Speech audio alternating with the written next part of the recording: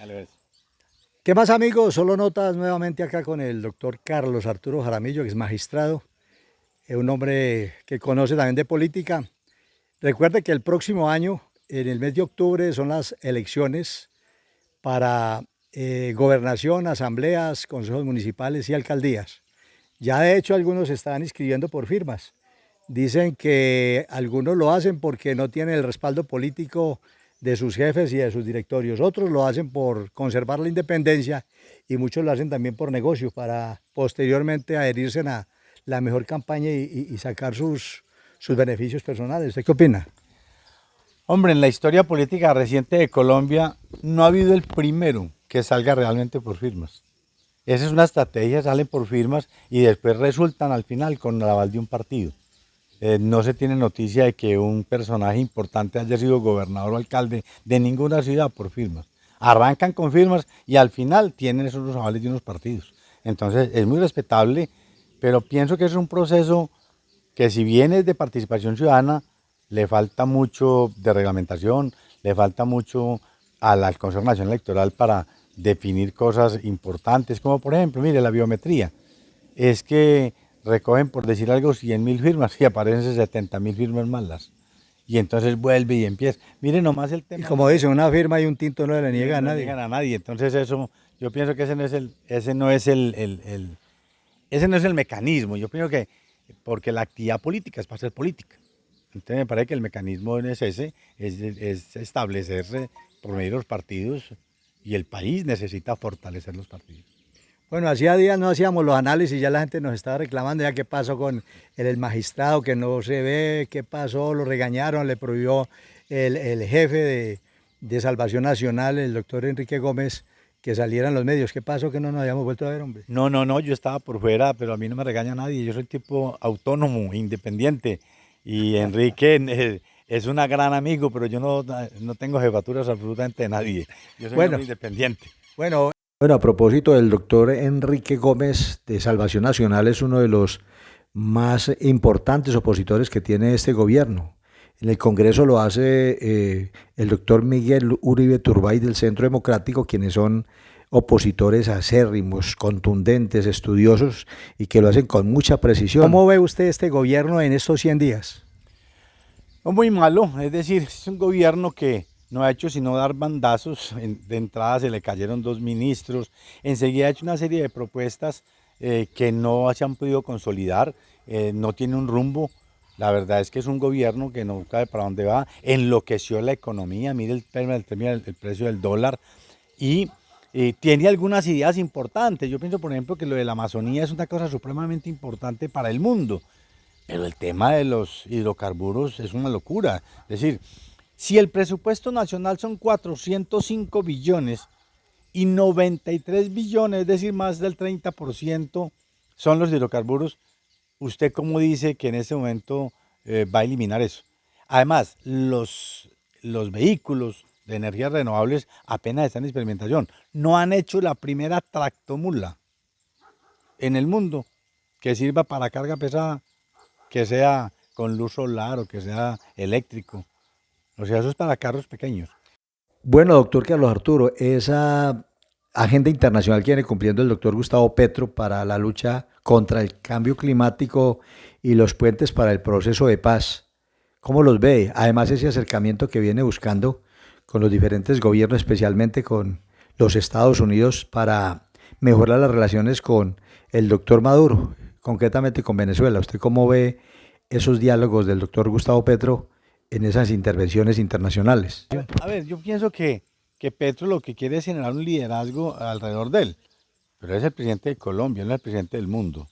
Y el mundo tiene pensamientos muy concretos frente a muchos temas.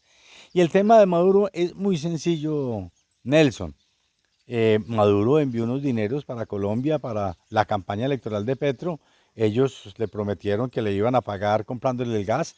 Cuando la vuelta del gas se le cae, pues no tiene otro, sino cambia de estrategia para tratar de tener unos aliados y que levanten los Estados Unidos y otros países del mundo, le levanten los embargos económicos y tratar de propiciar una condición distinta. Porque este gobierno está supremamente comprometido con el gobierno de Maduro.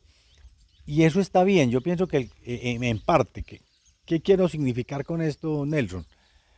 hubo una torpeza en cerrar la frontera, porque quien sufrió fue el pueblo. El tema no era cerrar la frontera, el tema era afrontar políticamente lo que estaba pasando. Mire, Colombia se gasta más de 5 billones de pesos al año en todo el tema de salud con los venezolanos. Y es un tema que sale del presupuesto de los colombianos. Y por eso Colombia aparece como un líder mundial en refugiados. Y refugiamos los venezolanos. Pero el tema no era cerrar la frontera. Había otras acciones que había que hacer. Afectó la economía. Afectó la economía, afectó otras cosas. El gobierno siguió campante en los Estados Unidos, no le pasó nada, pero el pueblo sí sufrió. Yo creo que hay una torpeza de parte de Maduro y una torpeza de parte de los gobiernos anteriores colombianos que cerraron esa frontera. O dice Miguel Uribe, dice que Petro quería ser gobernante, quería ser presidente, pero que no sabe gobernar. Sí, no, evidentemente no sabe gobernar. Eso cuando un viceministro habla, al otro día el ministro lo regaña, ahí sí lo regaña y le dice, ¿y usted por qué está hablando de eso? Y al otro día el otro ministro dice otra cosa. El ministro de Hacienda ha tenido que salir a apagar incendios porque la economía se le desbordó, la inflación se le desbordó, el precio se le desbordó por las declaraciones que dan los ministros y él tiene que apagar incendios porque no hay coherencia. Mire que la semana pasada salieron con el tema de que iba a haber un solo vocero estilo Estados Unidos de parte del gobierno para ver si por lo menos se ponen de acuerdo ahí internamente y solo uno de las noticias a los medios de comunicación. Eso es un modelo interesante, pero no se nos olvida que los Estados Unidos tienen un régimen político muy distinto al colombiano. Porque una de las cosas, y aprovecho la oportunidad, Nelson, que me da, el país va a tener que repensar el modelo presidencialista. Porque es que aquí gana un presidente y cree que lo puede cambiar todo. En los Estados Unidos cambia un presidente, pero tiene que contar realmente con un Congreso y contar con los medios y contar con los gremios y contar con otros actores sociales y políticos para hacer las reformas. Nuestro modelo es un modelo agotado. El presidencialismo no quedan sino como 3 o 4 países en el mundo presidencialistas. Eso ya se agotó. Entonces Colombia tendrá que virar hacia otro modelo, un régimen parlamentario, semiparlamentario, que permita realmente tener una democracia mucho más fuerte.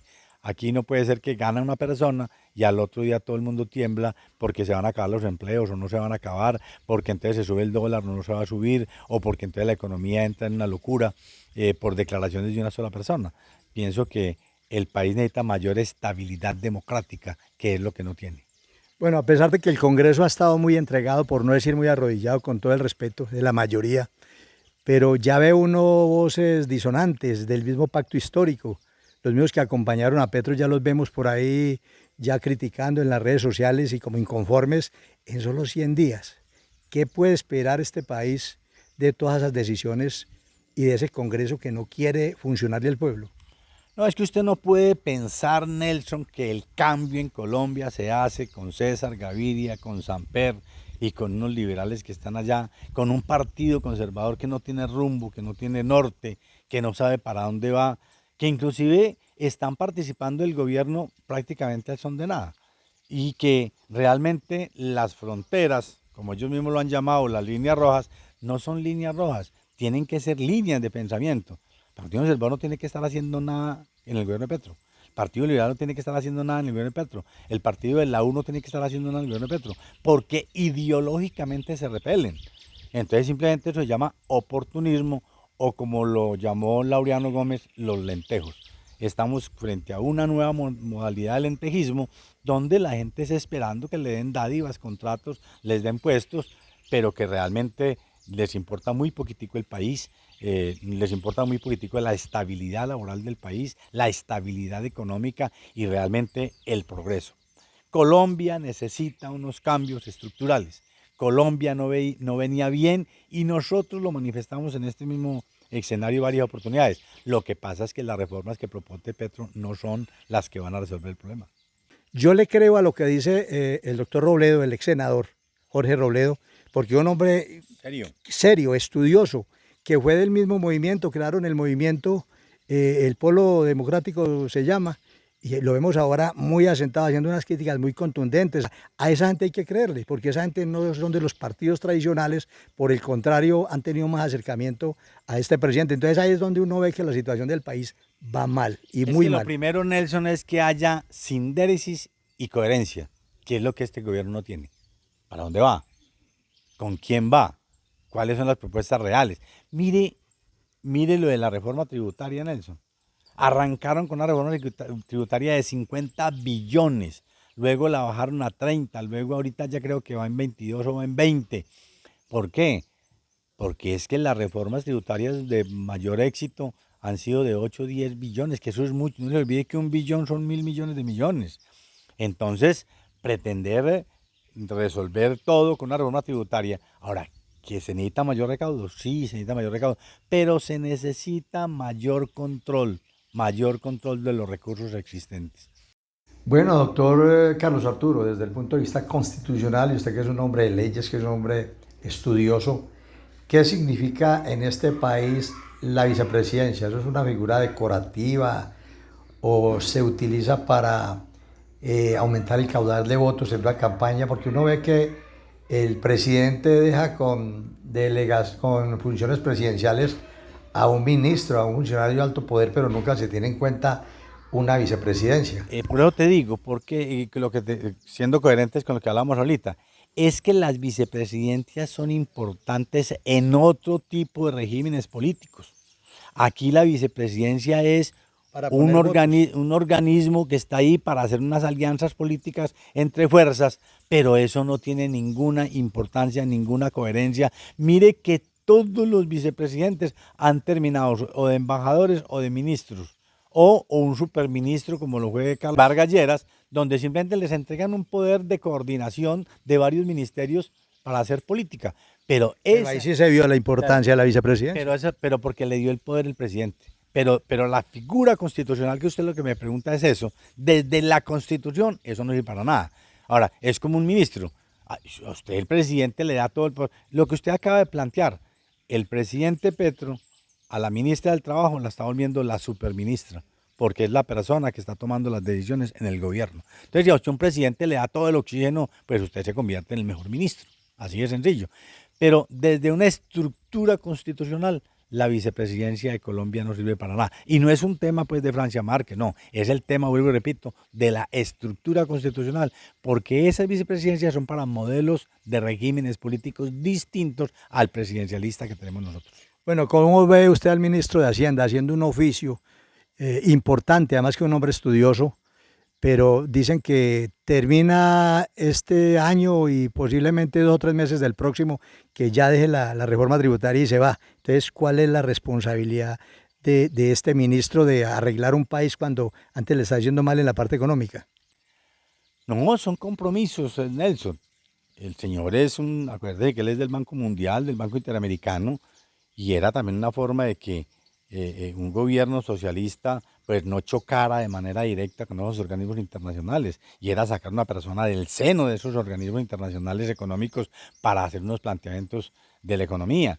Mire que quien ha pagado todos los incendios del tema de los hidrocarburos ha sido él. Quien ha negociado en un momento determinado algunos temas de la reforma tributaria ha sido él, porque al mismo Petro no le conviene decir que los organismos internacionales económicos, Banco Interamericano de Desarrollo o Banco Mundial, pues no lo apoyen.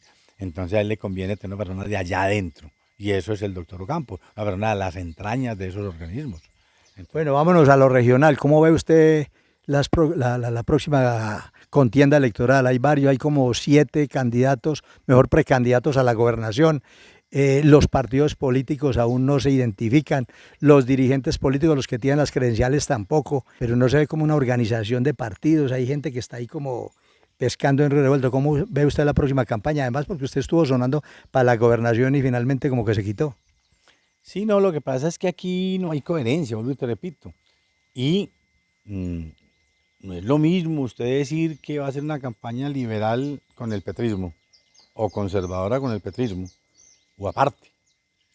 Hay una serie de grupos, por ejemplo, en Risaralda, que suman casi 100.000 votos.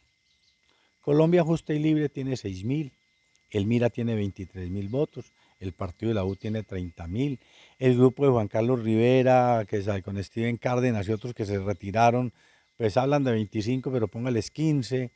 Eh, en su momento Salvación Nacional nosotros sacamos 10.000 votos. Y en fin, hay una serie de grupos que están ahí, que son determinantes para la alcaldía de Pereira y para la gobernación, pero que aún no se logra consolidar. Y no se logra consolidar por varias razones. Lo primero es que hoy en día el candidato es importante, las propuestas son importantes y las alianzas son importantes cuando son coherentes. Eso es lo que nos ha llegado.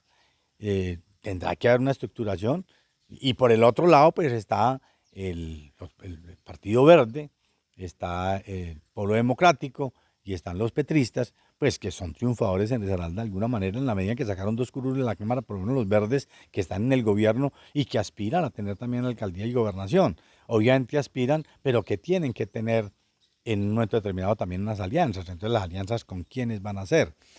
Yo le decía a algunos amigos, mire, si por ejemplo este par de muchachos de los verdes tienen un fuerte oxígeno de parte del presidente Petro, que hasta ahora no se ha visto, pues la pelea por la alcaldía de Pereira es con Petro. No es con ellos, es con Petro, porque Petro va a querer conservar una alcaldía como la de Pereira o una gobernación como la de Risaralda, como tiene sus empeños en conservar la alcaldía de Medellín y la de Cali, ¿cierto? Entonces aquí lo que primero que hay que hacer es quiénes son los personajes y cuáles son las propuestas, porque lo que menos hay hasta este momento, Nelson, es propuestas. Propuestas. Propuestas no hay. El departamento tiene muchos problemas, muchísimo. El problema de movilidad de Risaralda es terrible, el problema de la luz es terrible, el problema de orden público es terrible. Es decir, Risaralda tiene muchos problemas. Ola invernal. De la ola invernal, realmente el desarrollo, el tema de la cultura, que nosotros lo hemos venido replicando, una cultura que está totalmente abandonada, el mismo tema del deporte, y alguna, aunque el deporte ha tenido un poquito más apoyo, pero es decir, hay muchos problemas, pero no hay solución, no hay propuestas. Estamos esperando inclusive desde Salvación Nacional cuáles son las propuestas. Para nosotros desde Salvación Nacional decir, nosotros apoyamos esta propuesta, ¿cierto? Porque nosotros sí hicimos unas propuestas concretas. Aquí en una entrevista pasada dijimos, por ejemplo, la recuperación de los nodos de obras públicas, del Distrito 2 de Obras Públicas. Hablamos de crear realmente una verdadera Secretaría de Agricultura para el departamento, el segundo nivel de atención para Pereira, convertir el hospital de Santa Rosa en hospital de tercer nivel de atención, seguir apuntando ir al cuarto nivel que tiene Víctor en el departamento. Mejorar el de la Virginia. Mejorar el hospital de la Virginia. Estuvimos hablando de la conectividad. Mire, la gente habla mucho de la movilidad en Pereira y el problema, Nelson, no es la movilidad en Pereira, es la movilidad del departamento. Usted no tiene otra salida hacia la Virginia y Cartago en una sola, hacia el Valle es una sola, hacia Manizales es otra, hacia Armenia es otra, y lo que hay que hacer es unos grandes corredores que la ciudad se pueda desembotellar y el departamento. Aquí, por ejemplo, mire, nosotros no tenemos una conectividad interna, aunque existen carreteras más pequeñas, pero digamos lo que es Apía, Santuario, Belén, Guática, si no es por la vía central que conocemos, no hay otra conectividad. Entonces hay unos problemas de movilidad, el tema del desarrollo, el tema del emprendimiento, el tema de la ciencia, la tecnología y la innovación. Hemos dicho, tenemos que abrir los colegios en la noche para que las universidades vayan a los pueblos. Ya no es que los muchachos de los pueblos vayan a la universidad, sino la universidad a los pueblos. Y tenemos la infraestructura. Los colegios se cierran a las 2 de la tarde de los viernes y los abren el martes cuando es puente. Eso hay que abrirlo de noche para poder que los estudiantes tengan acceso. Y obviamente los alcaldes pues puedan establecer algunos mecanismos para que los fines de semana ahí sí vayan a la capital y hagan los laboratorios y hagan los entrenamientos, lo que correspondan. Pero digamos que tenemos que hacer un nuevo modelo educativo en el departamento. Dijimos, hay que recuperar el modelo de tener colegios agrícolas, tener colegios industriales, colegios académicos y colegios de vocación social, porque no podemos seguir sacando una cantidad de bachilleres clásicos que no tienen acceso a la universidad siquiera. Entonces, en el tema educativo también un tema bien complicado que nosotros le dijimos que le tenemos que apostar. En el tema de seguridad, el departamento tiene muy poca fuerza pública. Usted va a Balboa y ahí hay 8 policías, en Balboa y en Belén de Umbría hay 10 o 12. Y el campo está totalmente descuidado, inclusive no hay CAI móviles.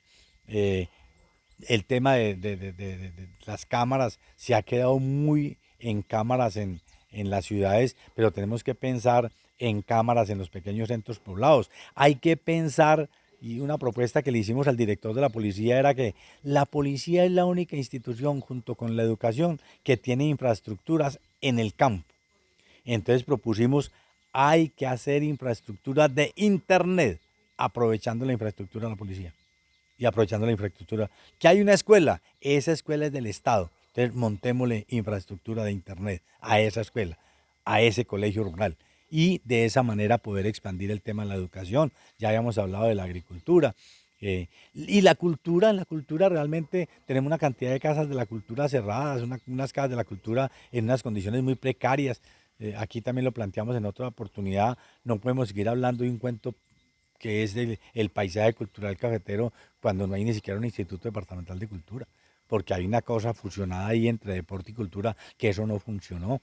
Bueno, Entonces, ese es un discurso de candidato y usted no aceptó ser candidato y posiblemente gobernador del departamento, pues por toda su trayectoria. Puedo hacerle la última pregunta y me la contesta desde el punto de vista constitucional. El tema de Juan Pablo Gallo. ¿Cómo ve esa situación? Se ve muy perpleja, lo vemos preocupado, es entre otras uno de los senadores que está haciendo el oficio, está haciendo una buena oposición y haciendo unas buenas propuestas en el Congreso de la República. ¿Cómo ve esa situación? yo pienso que Juan Pablo es un nombre importante, pero Juan Pablo ha tenido unos bandazos. Por ejemplo, Juan Pablo está más preocupado por mantener la alcaldía de Pereira que realmente por tener un buen alcalde de Pereira. Pereira necesita un gerente porque la ciudad está al garete. La ciudad tiene muchos problemas y no se trata de conservar la alcaldía por conservarla, es cuál es el gerente que necesita Pereira para que sea un buen alcalde. Y los candidatos que ha sacado hasta ahora, pues ninguno tiene ese perfil de gerencia. Entonces, y Juan Pablo obviamente llega con una votación importante, está muy posicionado dentro del Partido Liberal a nivel nacional, pero tiene unos problemas jurídicos pues que tendrá que resolver.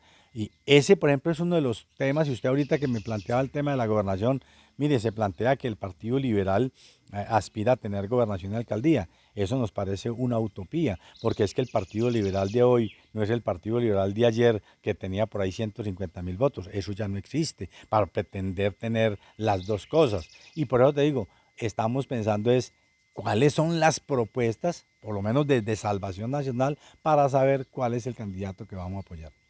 Bueno, son los análisis políticos con el doctor Carlos Arturo Jaramillo, ex magistrado, un constitucionalista que sabe de política, que sabe de los temas y que aquí nos aclara muchas de las situaciones que tenemos nosotros en mente.